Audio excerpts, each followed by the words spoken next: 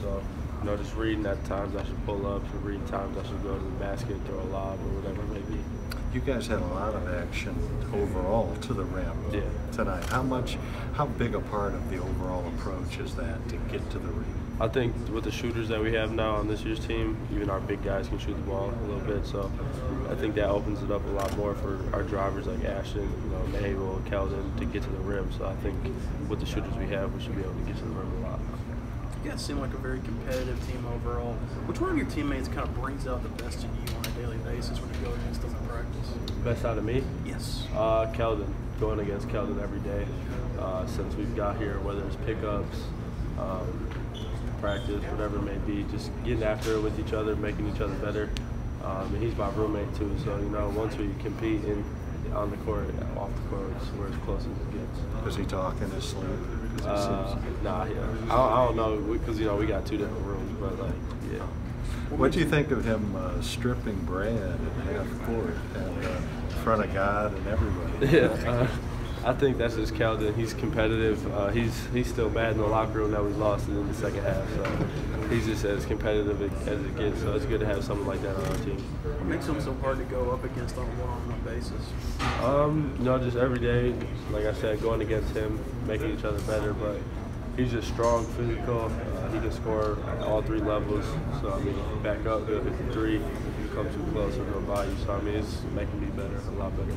There was a play where you ran to the baseline to save a ball, about dove over all the photographers, and then came right back in and shot a three.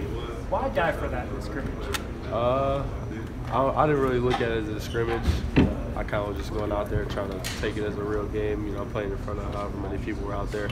So, just trying to get the nerves out and just work hard like I always do. How tough was it to guard PJ? It was tough. Well, he's been working on his jump shot a lot. So once he, starts hitting that jump shot, you can't really sag off him. And he gets to the rim. So he's playing real well right now. As a guy who normally, guard wings, when you have to go against a lineup where there's three bigs, how tough is that, just from a basketball standpoint? It's real tough. I got to put on weight, strength, and stuff like that. But I think that with PJ, he's, like I say, he's getting real better, and the way he's just getting better over the offseason. He's doing good. There's been a lot of focus on your offense so far. How would you grade yourself defensively? I can do a lot better defensively. Cal said I've been doing real well, though, just, moving my feet and stuff like that. Main focus is just keeping my guy in front, straight line drive so they can come and, block the shots. How much you were speaking earlier about Keldon, how much does guarding him and everything that he can do help you in that area? Yeah, that helps me tremendously. Just, like I said, he can score the ball at all three levels. So just being able to stay in front of someone like him, he's one of the best players in the country, to be able to stay in front of him, improves my defense every day. How would you describe the process of really building chemistry with these guys? Really trying to figure out what you do well and how it works with some of your teammates? I think it all starts off the court. I think we've all been together all summer and now into the school year. So just the way that we're molding together as one is real good. I think you can see that on the court. But it's just going to get stronger and stronger throughout the season, and everybody's happy to see each other score and play defense, whatever it may be. Cal likes to talk about guys talking to each other. Has that come easier? Did the Bahamas trip really help kind of develop that? Yeah, I think just having the older guys made the younger guys start talking a lot more. Like Reed, he talks a lot. If you're not talking, he'll be real mad at you. So just talking, getting communicating. I think that's one thing that we're doing real well right now.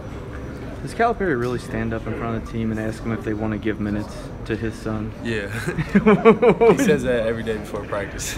Every day? Yeah, just about. You mentioned Reed and experience. Is there one example you can kind of think of where it's like, man, he is 3 or 4 years older than us and has a lot more life experience? Just the way he talks to the coaches, you can tell it's a little bit different because he's been in the situation before. But he's almost like a coach on the court because the way he sees things, you can just tell he's been through a lot. Tyler, the bigger lineup with Reed and PJ and Nick, what kind of matchup problems does that lineup possess? Like I said earlier, I don't know if you're over here, but like I said earlier, when PJ's hitting the three, you've seen he hit a one dribble pull up baseline.